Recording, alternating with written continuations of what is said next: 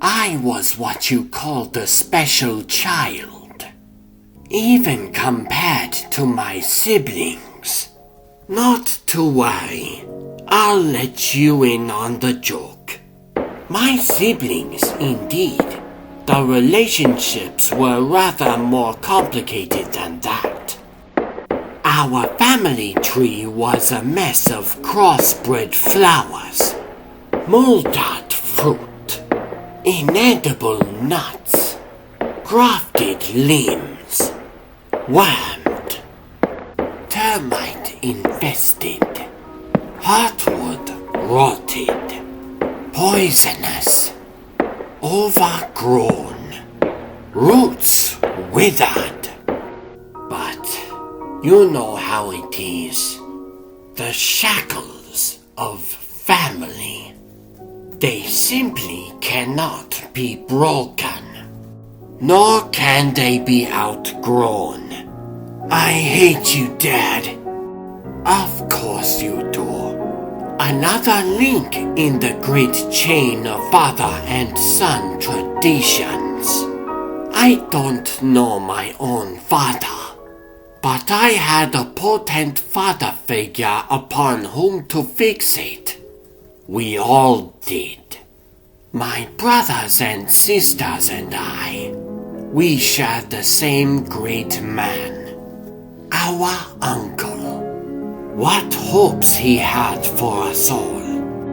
Hopes that high, only children can so thoroughly disappoint them. The tiny traumas of childhood. The lessons they teach. How they linger. Indelible, shaping our values and beliefs. More surely than the hand of destiny, our uncle believed the world could be a better place. He bred us to be better, to discover kernels of strength and ingenuity in our infirmity. He had discovered his own profound inner excellence. Only when his outward fineness had been marred, and he sought to find in us, his state wards, similar diamonds in the rough, sharp stones to help cut the world into the shape he knew would suit it best. For myself, my DNA was such a cluttered mess of inbred faults. Then again, I admit, not immodestly, that I showed some slight promise at a young age. Though it took some time to see how that potential might be safely exploited. With several years' intense study in virology combined with a course in non-traditional metaphysics suffused in disciplinary meditation, not only did I gain sufficient control of my own biology to contain my rampant infectiousness, I also opened my inward-gazing third eye.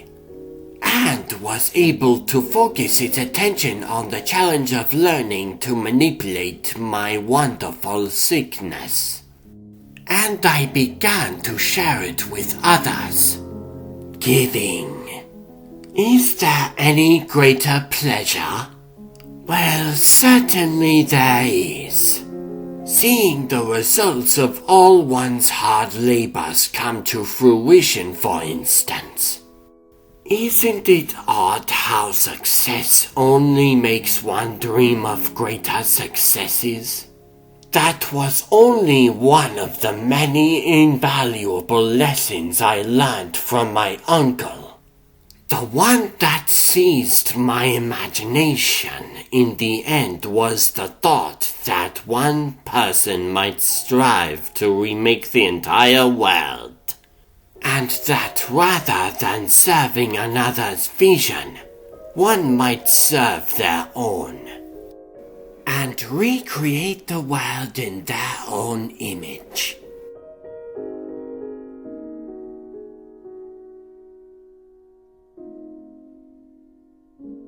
In sat a horribly dangerous betrayal of my uncle.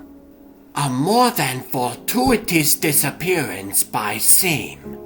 Many years of research and planning, and that just about brings us up to the present. Things working out almost exactly as I always planned. Having recruited a team of eminent self-healers, I infected each with a number of custom-designed viruses. Harvesting the antibodies each developed to fight off the infections, then reinfecting them with more robust versions of the original viruses, and so on. Each of them with unique healing factors, biological and chemical, supernatural and metaphysical, or simply too bizarre to understand, allowing me to distill a virus that will kill anything on Earth, heaven or hell, leaving only space and stars to be dealt with.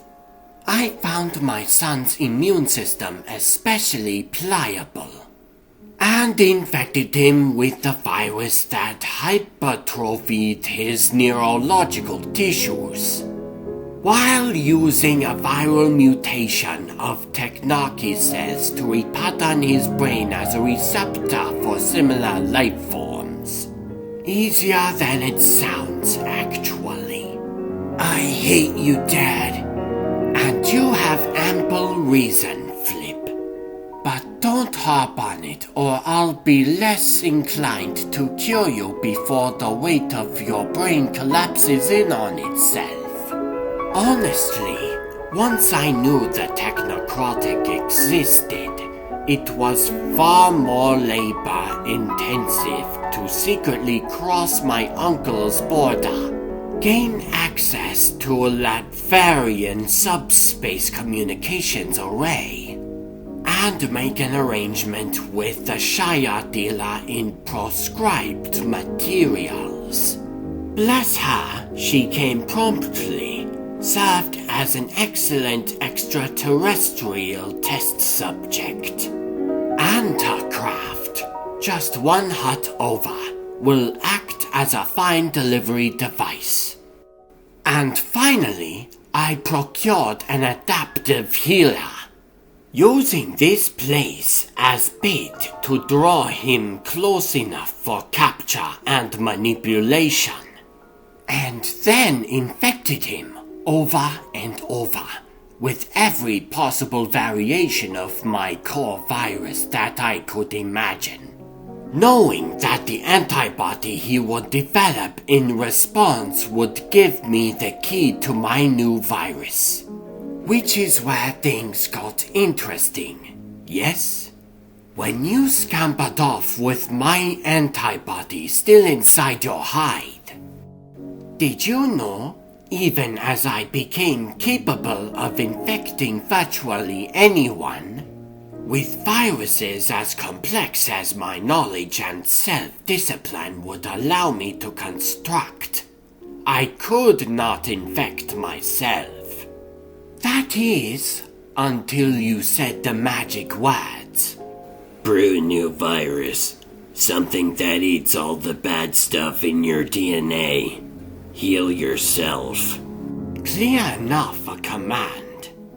Under the influence of the corruptor serum and your command, I overcame a mental block that kept me from infecting myself.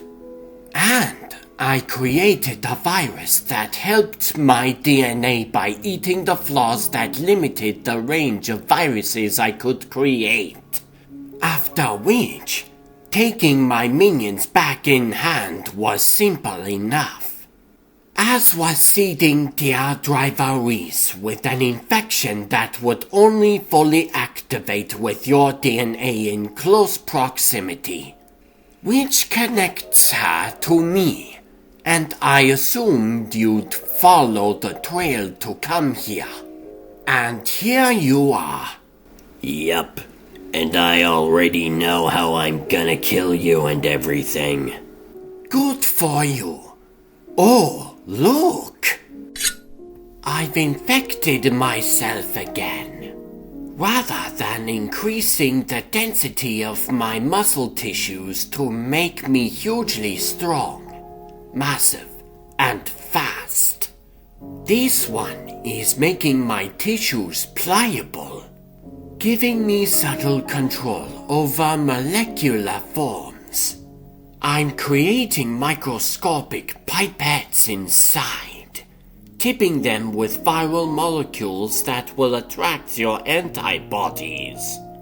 Ah, there it is. An antibody that can fight off any of the many infections that have taken you to the edge of death. Well into that kingdom for most anyone else. Negative template for a virus that incorporates all things natural, unnatural, technocratic, and truly dead. I can see it already, Logan. And do you know what it looks like? It looks like the future. It looks like me.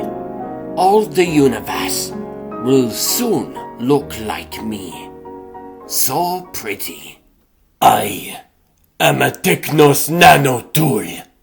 A highly adaptive nanological artificial intelligence with multiple backups.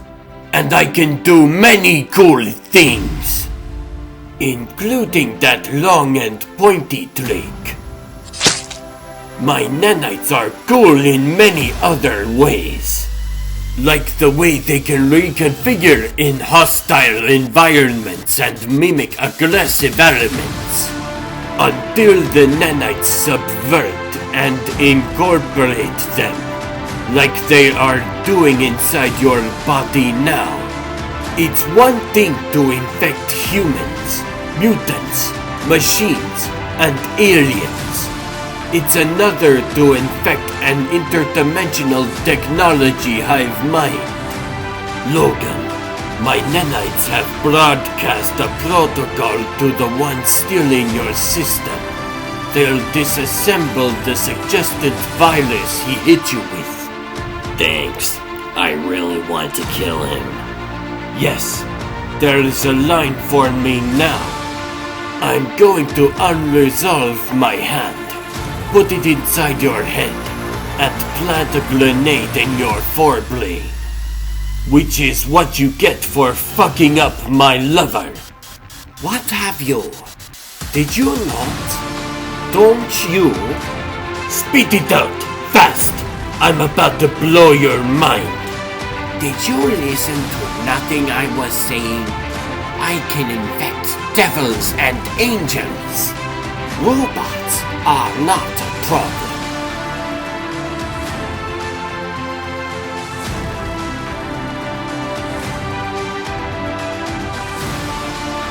Hey, bub.